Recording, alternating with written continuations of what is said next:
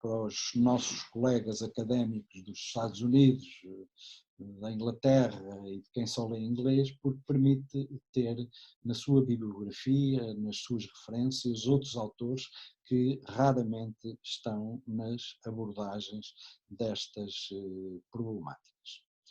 O capítulo 4 foi o último capítulo a ser escrito para este livro.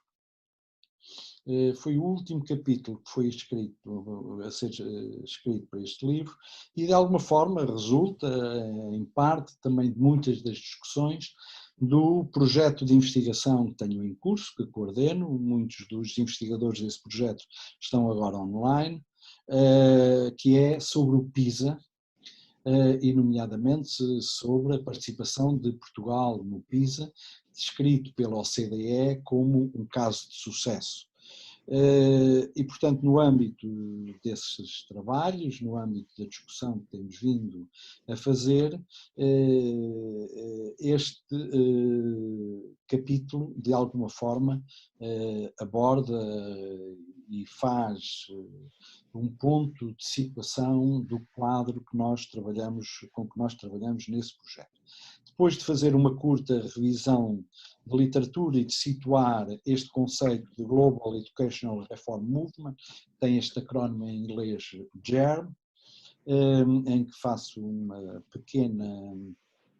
revisão de literatura do conceito, sobretudo a partir de um cientista social finlandês, o Sahlberg. Faço pela primeira vez, penso, eu não encontrei ainda uma, podemos dizer, uma recensão crítica, resenha, como dizem os brasileiros, do último livro do Andreas Schleicher, o diretor da OCDE, o que se assume como o pai do PISA e o principal responsável pelos caminhos que a OCDE segue atualmente, particularmente a Direção-Geral de Educação e de Skills. Eu penso que muitos de vós conhecem, o livro chama-se World Class, Auto-Built,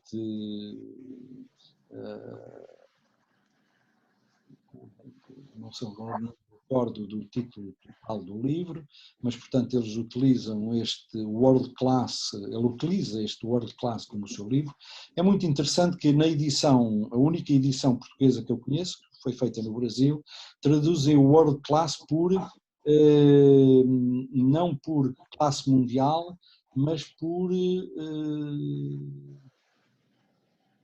olha que me falhou agora a memória, primeira, e depois já iremos ver, mas a tradução não corresponde ao que está. Mas estava eu a dizer que faço uma espécie de recensão crítica desse livro, e nomeadamente porque esse livro é um livro, para quem não o conhece e se interessa, ele está disponível na internet, não é necessário ser comprado, tem-no nas referências, e as referências, repito, estão todas disponíveis, que se fizerem o download da parte disponível do livro. É importante porque, no fundo, o livro do Schleicher faz uma síntese de todos os argumentos da OCDE. E, portanto, é um livro que reúne, isto é, num único livro está reunido o essencial da reflexão e da justificação e dos argumentos da estratégia da OCDE. Portanto, eu nesta parte abordo essa dimensão e, nomeadamente, questiono criticamente a ideia, este sonho de uma governação global, tendo a OCDE como uma espécie de governo, de Ministério da Educação Mundial, que não apenas constrói a agenda, mas constrói os sentidos, marca o compasso e, sobretudo, define os problemas define aquilo que são os problemas. Portanto, este capítulo corresponde, no fundo, portanto, a uma primeira abordagem, um primeiro olhar crítico sobre algum deste discurso. Eu tinha ensaiado uma primeira abordagem na Conferência de Educação Comparada que o Nuno Fraga organizou e que a secção de Educação Comparada da Sociedade Portuguesa de Ciências de Educação organizou há uns 2 anos, se não me falha a memória, no Funchal. Tinha ensaiado uma primeira abordagem, agora com dados mais recentes e depois da saída do livro do Schlager, proponho uma análise desses textos e avanço uma abordagem crítica dos conceitos e da estratégia apresentado por Schlager. Os capítulos, e portanto para terminar e para dar tempo e depois para conversarmos, o capítulo 5 é um capítulo que resulta do trabalho realizado no RIAIP, que eu há pouco referi, na Rede Ibero-Americana de Investigação em Políticas de Educação, e questiona, nomeadamente, o papel da universidade e, particularmente, os futuros possíveis da universidade. É um trabalho que termina datado, e que termina com a apresentação de uma ideia central, é que a relevância da educação superior está na sua capacidade em construir processos de justiça social, e avança no final um conjunto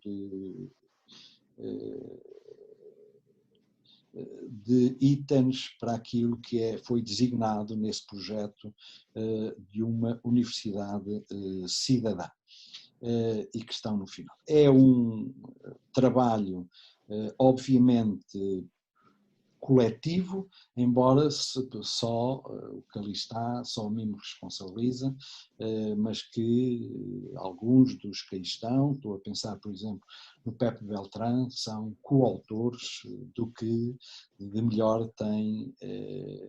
este texto. O capítulo 6º corresponde a uma velha preocupação minha, que é o de procurar alternativas, e se existe uma alternativa àquilo que têm sido as políticas educativas desta globalização neoliberal. E, portanto, eu neste texto desenvolvo um ensaio, não apenas a pensar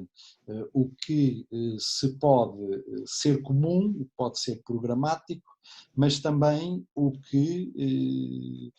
quem são os grupos sociais que, em sociedades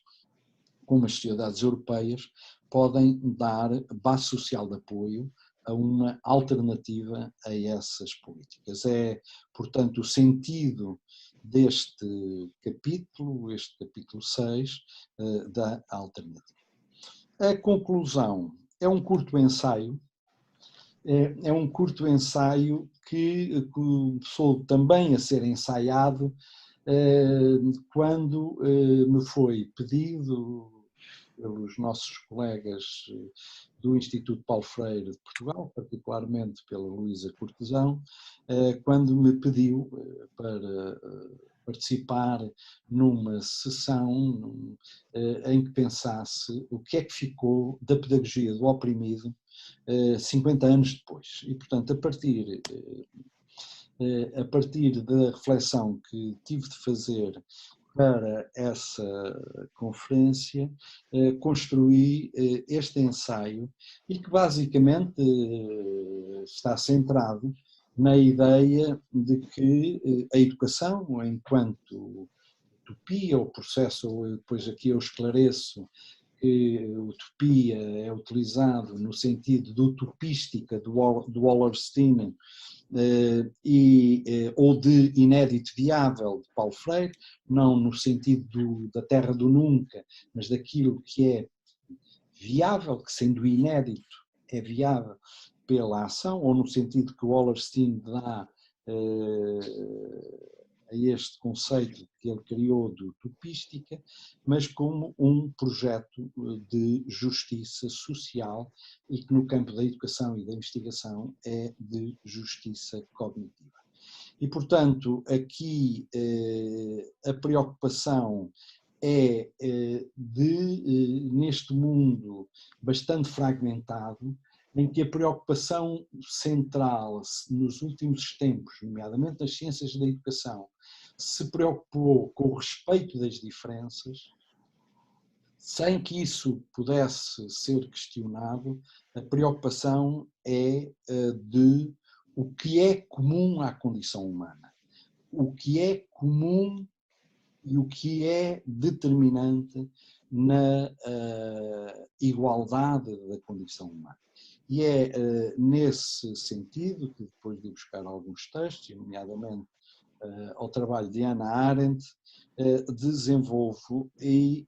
ligo esta preocupação ao conceito de Global Commons, que tem vindo a ser trabalhado pela equipa do Carlos Alberto Torres na Universidade da Califórnia em Los Angeles, na UCLA,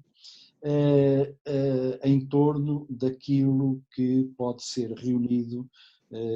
como 3 P's: Planet, Peace and People. Planeta, e tudo quanto tem a ver com o equilíbrio e o desenvolvimento sustentável do planeta.